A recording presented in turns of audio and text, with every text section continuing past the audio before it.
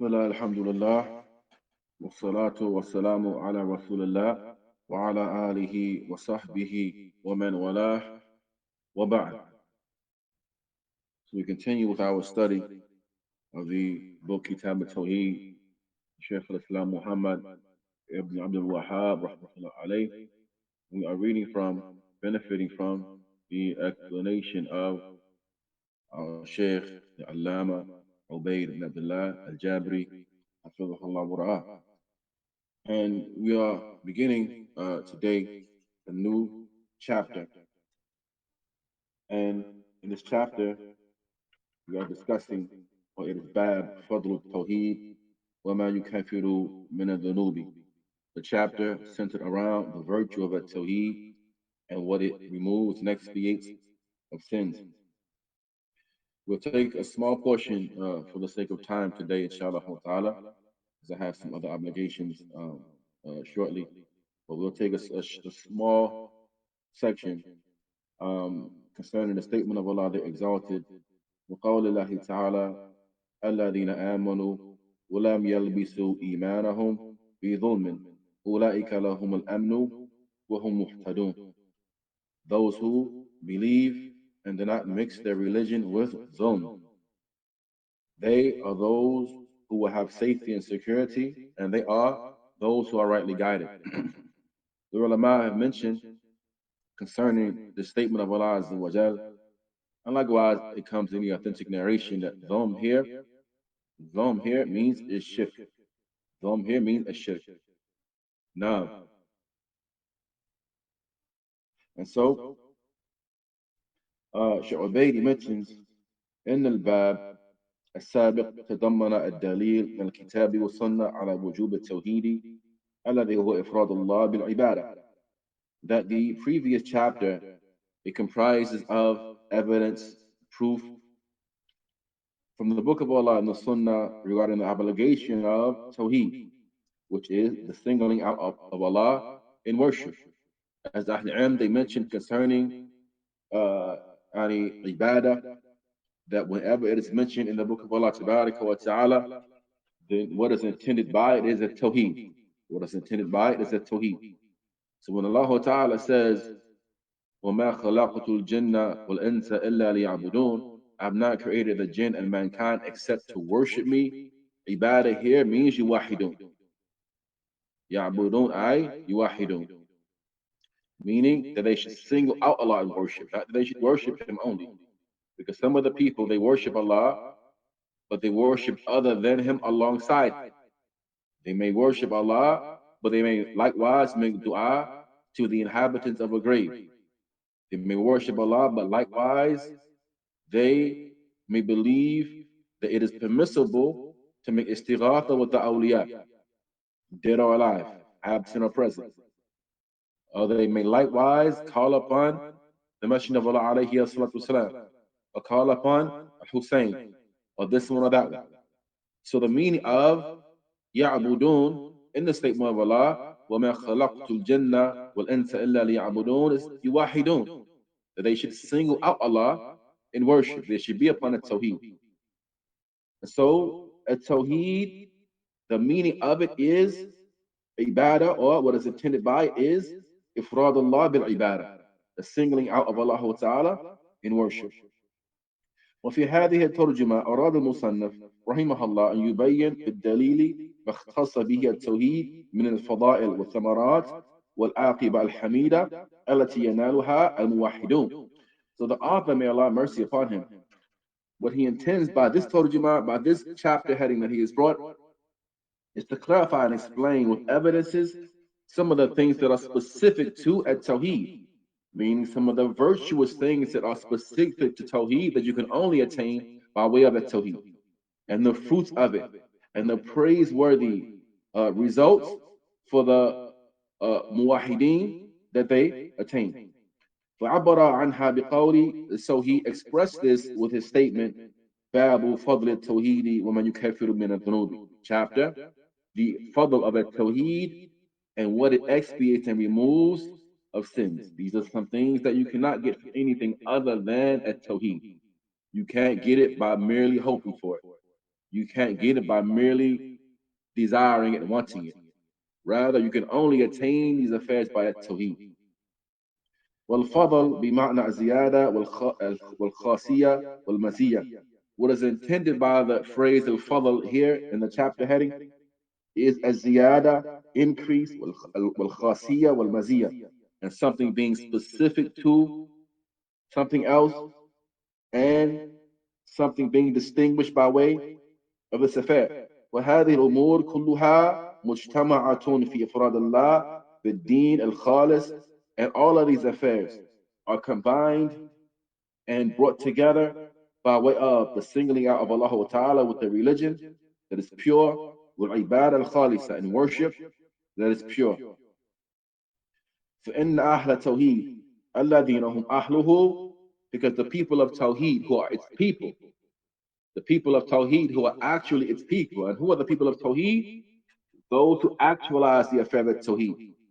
Those who do not merely pay lip service to Tawheed, but rather they are from the reality of this affair. The people of Tawheed, those who actualize Tawheed, يتميزون على غيرهم بما خصهم الله من الخصائص. Now, they are its people. They are distinguished from other than them by way of what Allah Ta'ala specified them with of specific characteristics. وَيَنَالُونَ مَا لَا يَنَالُهُ غَيْرُهُمْ مِنَ الْفَوَائِدِ وَالثَّمَرَاتِ, and they attain that which other than them did not attain from benefits and fruits. وَلَهُمَ الْفَضْلُ عَلَى سَائِرِ أَهْلِ الْمِلَلِ فِي الدُّنْيَا وَالْآخِرَةِ, and they have virtues over the people of the other religions in this life as well as the hereafter. It's by the bounty of Allah Ta'ala and His favor and His blessing for Ahl al-Tawheed. وقال المصنف باب فضل التوحيد وما يكفر من الذنوب. العطف هنا ليس للمغايرة بين المعطوف والمعطوف عليه. He says, and the statement of the author wherein he mentions chapter, the virtue of At-Tawheed and what expiates of sins, al-ataf here, the conjunction, the word and or wow, when he says wama yukaffiru min adh-dhunub, this wow is called wow al-ataf. The letter wow in the Arabic language, it has three possible meanings. It has three possible meanings.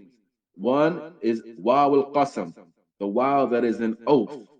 Like when we say wallahi, we say wallahi, this is a wow al-qasam, a wow of an oath, right? The second type of wow is called wow al-hal, the wow of condition, the wow of state or condition. And it denotes the state or the condition in which something happens. For example, a person may say, Mata abi wa ana sagir. Mata abi wa ana sagir. My father died wa ana sagir. While I was a child. This means that the state that you were in when your father passed away is that you were a child. This is wow al-hal. And the third wow is wow al-atf. Wow al-atf, or the wow that denotes a conjunction. It is a conjunction. It joins two concepts together. But the wow that is used here is the wow al-atf. It's the wow of conjunction. Oftentimes with the wow of conjunction, it makes a distinction between two things. It makes a distinction between two things.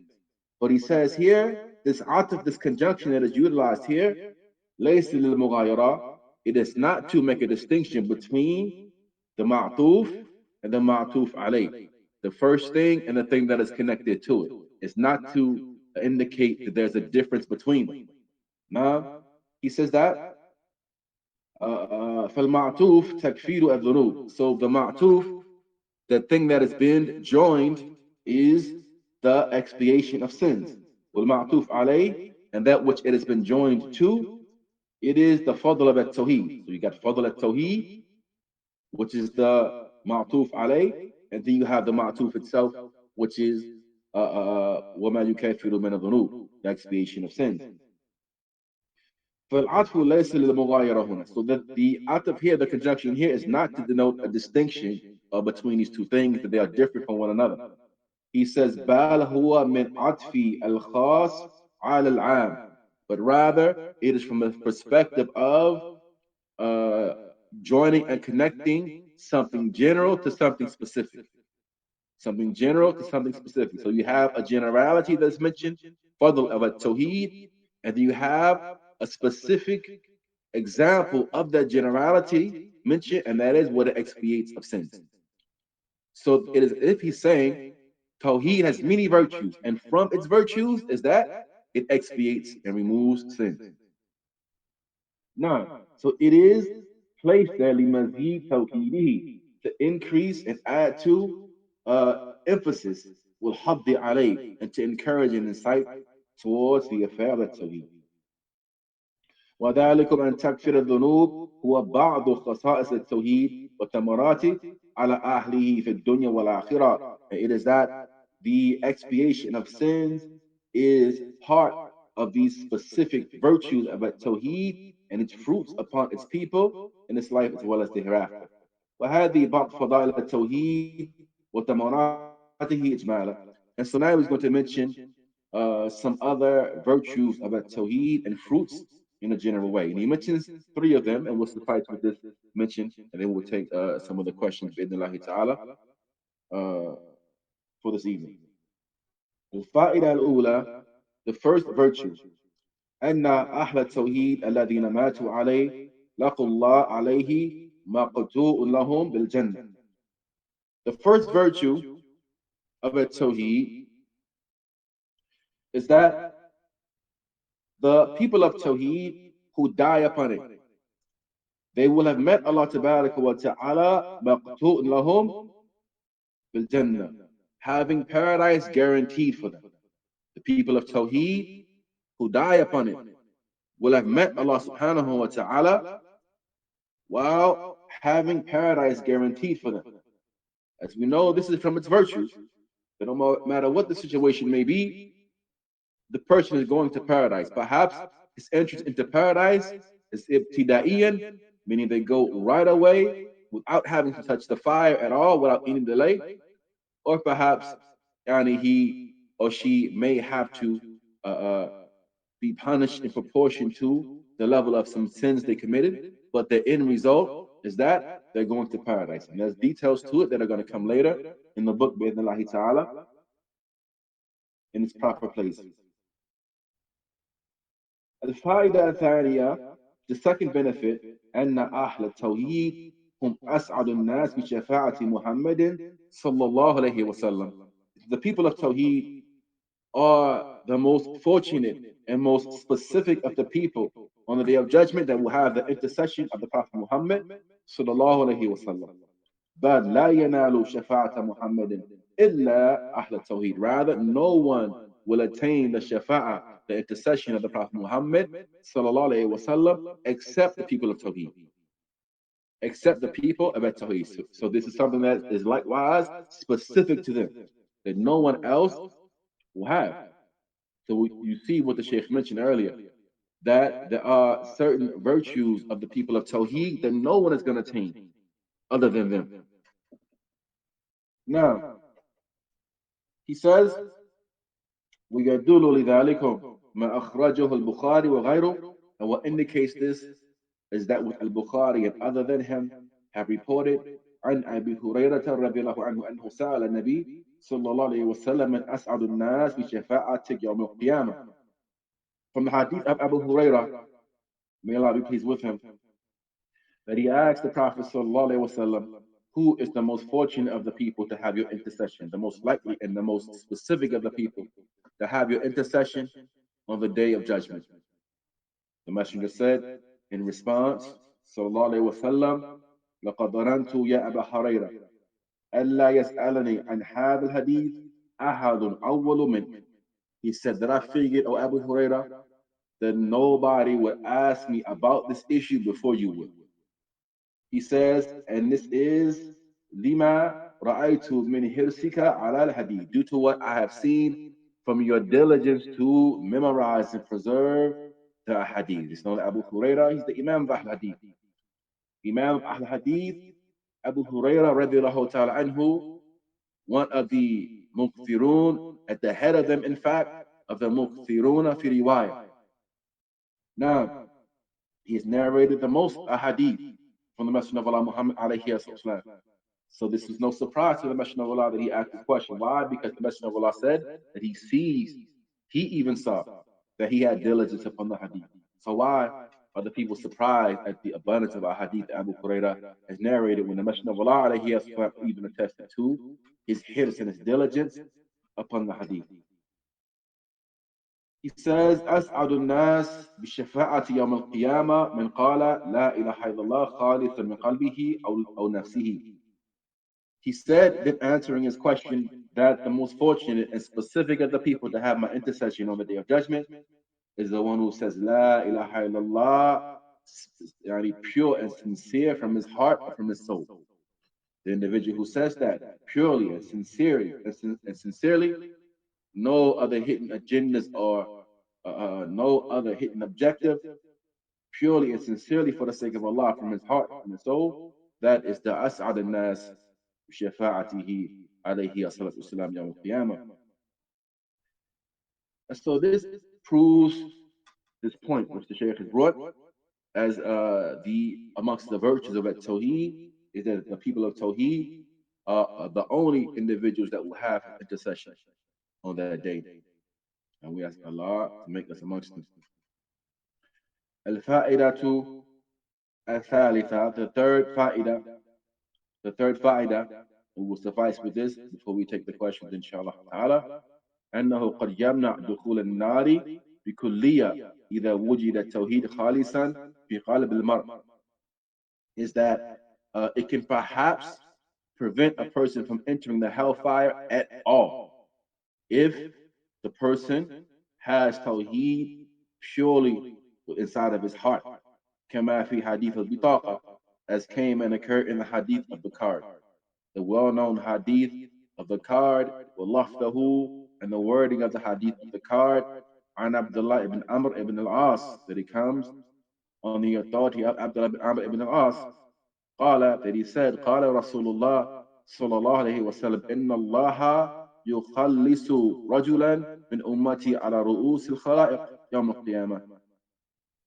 That he said that Allah, he will pull a specific person from amongst my ummah to the head of the creation, meaning in front of everyone on the day of judgment. فينشر عليه 99 سجلا كل سجل مثل مد البصر. And so this individual that will be brought forth amongst the ummah of Muhammad in front of the creation on the day of judgment will have 99 scrolls rolled out for him. 99 scrolls rolled out for him. Kullu sijil, each scroll, it will be as far as the eye can see. Each scroll, when it is rolled out, it will be as far as the eye can see. And upon these scrolls will be the sins of the man. The sins of the individual will be written upon these scrolls. And so it will be said to him, ثُمَّ يَقُولُ أَتُنْكِرُ مِنْ هَذَا الشَّيْء. Do you object to or reject any of this? Meaning, are you objecting to the fact that you've done these things? He will say, أَظَلَمَكَ كَتَبَتِي الْحَافِظُونَ. Did my scribes wrong you at all? My preserving scribes wrong you at all? Those angels that wrote down your deeds, did they wrong you? All of these scrolls, Allahu Akbar, all of these scrolls, when you roll them out, extending as far as the eye can see, upon them written are the man's sins. And Allah will say, did my preserving scribes wrong you? Did they oppress you? Did you reject any of this? He will say, La ya Rabb. No, O my Lord.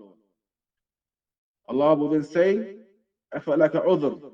Or do you have an excuse for yourself? Do you have anything that you can say and present as an argument?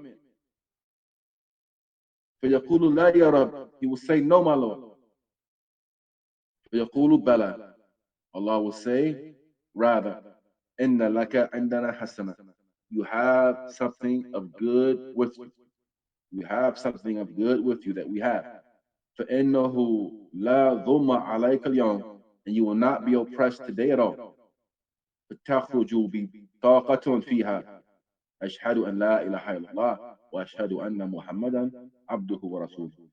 A card shall be brought out, having written upon it, I testify that none has the right to be worshipped in truth except Allah, and I testify that Muhammad is the messenger of Allah. And this card is going to be brought and placed on the other side of the scale. Those scrolls on one side, while the card is placed on the other side. And when the person sees this, he's going to say, Ya Rabbi, ma hadhihi al-bitaqa ma'a hadhihi as-sijillat. Oh my Lord, what will this card weigh against all of those scrolls? What if this card go to weigh against all of those scrolls? The ulama, they mentioned that on the day of judgment, three things are going to be placed upon the scale. There are three things that are going to be placed upon each individual's scale. One, the actions themselves. Meaning the actions themselves will be given like a tangible substance to the point that they can be placed upon the scale of deeds. Likewise, the scrolls upon which the actions are written are going to be weighed, as we see from this narration. And likewise, the fa'al nafsuhu, the doer of the actions himself, the person himself, is going to be weighed. And there are many narrations that we have to prove and establish this. At any rate, the person will say, what is this card going to weigh? What is the card going to weigh against all of these actions? And so, Allah Ta'ala, He will say, إِنَّكَ لَا تُظْلَمْ, you're not going to be wronged.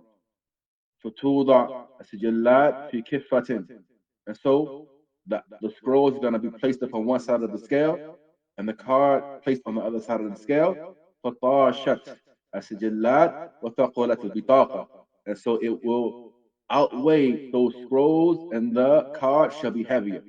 فَلَا يَثُلُوا مَا اسْمِ اللَّهِ شَيْءٍ, nothing will outweigh the name of Allah Ta'ala. Shaykh Ubaid says, for Rajah At-Tawhīd, so Tawheed will be heavier. Tawheed will be heavier, and it will prevent this person from being punished. He will enter into paradise ibtida'an. He will enter into paradise right away, not having to experience anything from punishment at all. As some of the people's affair is like this, and this is under the decree of Allah Ta'ala. Some of the people will perhaps have to go and be punished. Some of the people will perhaps be pardoned by Allah Ta'ala and not be punished at all. This is tahta mashiyatillah, under the will of Allah Ta'ala. So these are some of the virtues of At-Tawheed and its fruits upon its people. ومن أراد الاستزاد فيراجع على سبيل المثال كتاب القول السديد للشيخ ابن السعدي رحمه الله عليه إن شرحه هذا الباب. And whoever wants more, let him go and refer to, for example, the book Al-Qawl Al-Sadid. This is the explanation of Kitaab At-Tawheed by the Imam Abdul Rahman ibn Nasir al-Sa'di rahmatullah alayh. When he discusses this chapter, he brings several of those other fawaid and benefits and virtues of the affair of Tawheed. We'll suffice with this, bismillah ta'ala, for this evening, and we'll take some of the questions. هذا وصلى الله وسلم وبارك على نبينا.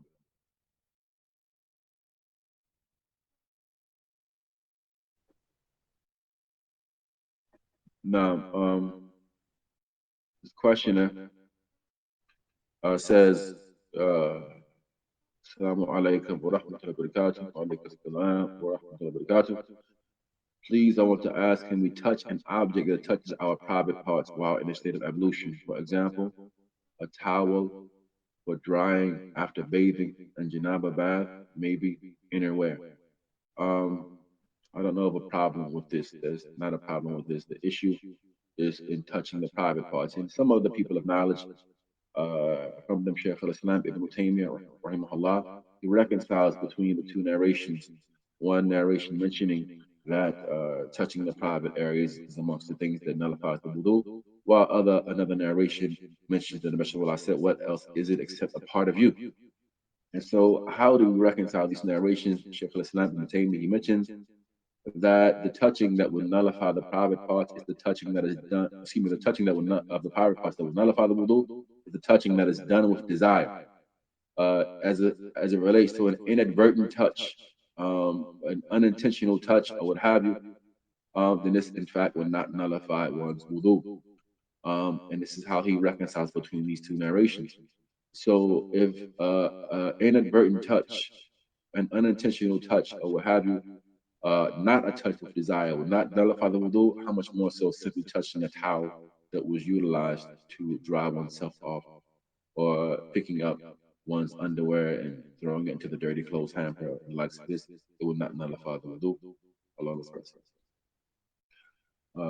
Can one pray for one's father who was an innovator but he's dead? Can one pray for one's father who was an innovator but he's dead? Allahu we'll do some research for this, inshallah ta'ala, and just give a more detailed and clear-cut answer from the words of the ulama, inshallah ta'ala, in the near future. Can a sister travel on a journey without her mahram with a minimum of 2 to 3 hours? Was the issue is going to go back to as it relates to the woman's travel. Many of the people, they want to attach a time to it, and it's not so much about time as it is distance. Because if you're traveling 2 or 3 hours by car versus 2 or 3 hours on foot, it's going to be a different 2 or 3 hours. So we're going to look at the distance. Some of the people of knowledge, they say that the distance that is considered to be traveling is approximately 80 kilometers, which is around 50 miles or so. This is the viewpoint of a Shaykh bin Baz, rahmatullah alayhi. Some of the scholars, they say that it is not connected to a specific distance, but rather it is connected to urf and custom. This is the viewpoint of Shaykh Muhammad ibn Salih al-Tamimi. That is connected to urf and custom, meaning that if it is customarily considered to be travel in a particular location or locale, then it is considered to be travel, and therefore it will take the ruling of travel, and the woman cannot do that without her mahram. To add further clarity to Shaykh Uthaymeen's viewpoint concerning going back to urf and custom, then he likewise said in another fatwa that if the preparations are made for travel, if you do what you normally do when a person travels, then you're considered to be a traveler. So what do you do when you normally travel? Perhaps you pack a bag, perhaps you gas your vehicle up, make sure it has a full tank. You say the traveler's dua, you're considering it to be travel. Then in this case, it's considered to be travel. And Allah Ta'ala knows best. So it's not connected to time frame as so much as it is distance or order from custom. At any rate, whatever the case may be, if we take the viewpoint of Sheikh bin Baz, who connected it to 80 kilometers approximately, or you connect it to orphan custom, either way, the sister cannot travel without a mahram. A sister cannot travel in whatever is considered to be travel without her mahram.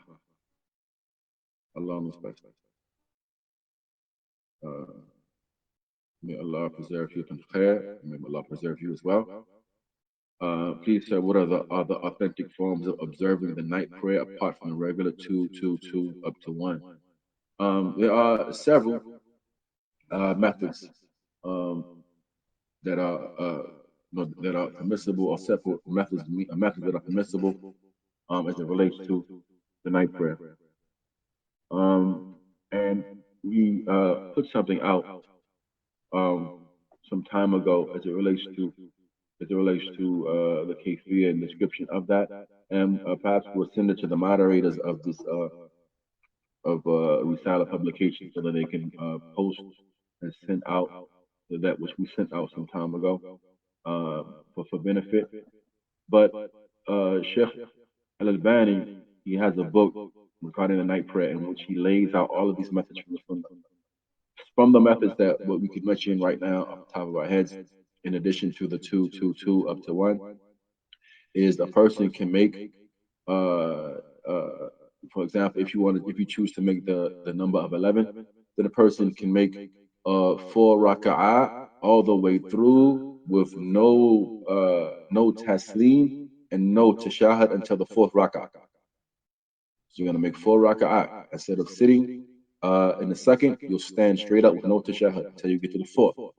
And when you get to the 4th, you will sit, perform tashahud, and then taslim out, and then you will stand up and do another 4 the same way.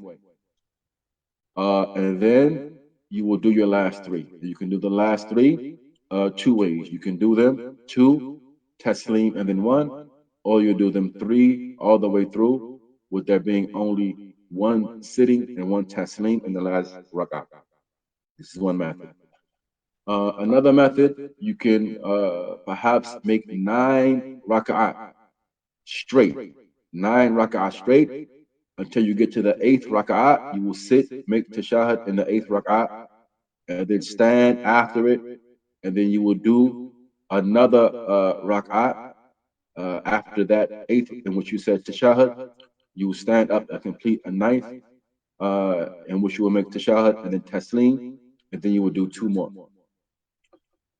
This is another way. And there are others besides this. Again, we're going to send something out, inshallah ta'ala, send it to the moderators, and they can post it. There are several methods, too many to perhaps mention with the time that we have in this sitting.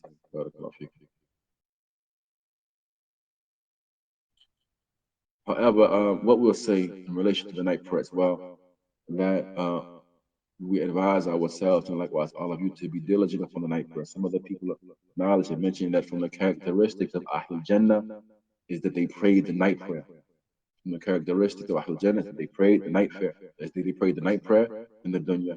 So Allah Ta'ala mentions the Jaffa Junubuhum and al-Madajia, that their sides would forsake their beds, invoking their Lord out of fear and hope.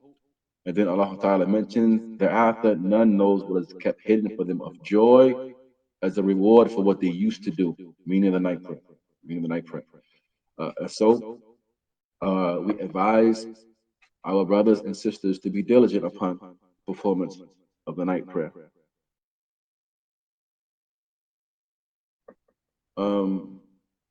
As it relates to the prescribed nawafil for each prayer, then they intend the salat and nawafil are various categories. They are various categories. From them, you have the sunnah prayers. You have the sunnah prayer, the sunnah rawatib. These are the sunnah prayers that are connected to the obligatory salawat. As it relates to the sunnah prayers that are connected to the obligatory salawat, then they are 2 raka'ah before the Fajr prayer. Then you have 2 raka'ah before and 2 raka'ah after the Dhuhr prayer. 2 raka'ah before Asr, in between the Adhan and the Iqamah. 2 raka'ah after Maghrib. And 2 raka'ah after Isha. This is amongst the methods that have been mentioned by some of the based upon the ahadith. And there are others besides that as well. But this is a general mention of those sunnah prayers. The saying, only a few angels can recite the Quran. Is it a true saying? Only a few angels can recite the Quran. Is it a true saying? I haven't heard of this statement before. I don't know. I've been talking to my parents or taking my parents' money without their permission, especially my mom's own, because she sells provisions, and most times I help her. I don't deliver the money completely. Now I've got to know that what I'm doing is a bad act. The question now is, what can I do? Because I haven't started working, not to talk of repaying her. So as it relates to, from understanding the question correctly, it's about how to repent and to repay back someone's money that you've taken without right. Shaykh Ubaid mentions that you should try to sneak the wealth back, sneak the money back into their wealth. If you can sneak it back into their wealth, then this is ideal. And you make tawbah between yourself and your Lord. So if you have some type of means, you can pay her back without her knowing that you took it. Especially if she does not know already that you took it, then you should sneak it back into the wealth. If they know that you've taken it, then at this point, of course, you should give it to them and return it openly. And strive to work out some type of payment plan. That's my advice. If you don't have it right now, you can strive to make up some type of payment plan. It's known that we cannot pray in shoes if it is impure. So what does impure actually mean or consist of? Well, I work, I step on grass, machine grease, and oils. Does this mean impure? No, this does not mean impure. Impure means that it has something which is najis upon it, something that is considered to be impure, some impure substance upon it, not because the shoes are dirty, not because the shoes have you stepped in grass and the likes of this, or they may have some stains on them or they're not so fresh, but rather that they have upon them an impurity such as mathalan, uh, an impurity such as, for example, urine or feces and the likes of this.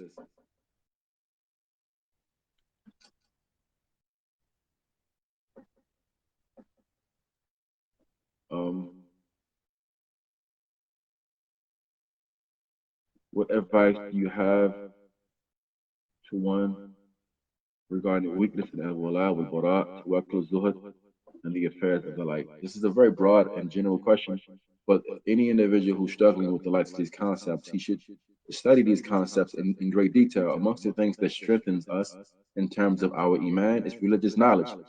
Just as religious ignorance, being ignorant of the deen, weakens your iman and it weakens your attachment to the religion, and it likewise weakens your application of these concepts.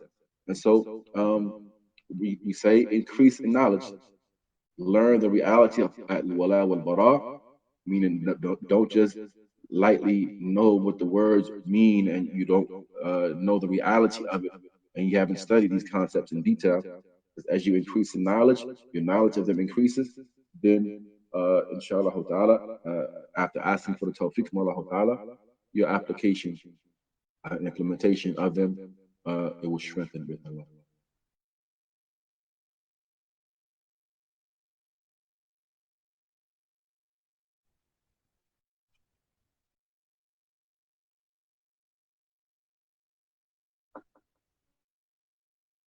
Um, I have a question regarding working as an Amazon delivery driver. Of course, most of the time you're delivering packets and are unaware of the item inside. However, if the package has a sign of 18 plus, it's most likely alcohol.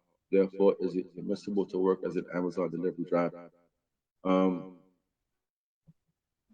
we should. This is not necessarily the question.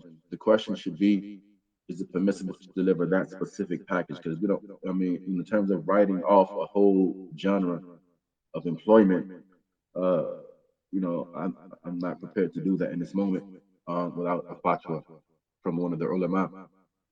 But that specific package is the one that we want to ask about. And if you know that it's alcohol, then of course it's not permissible for you to even carry it, much less deliver it.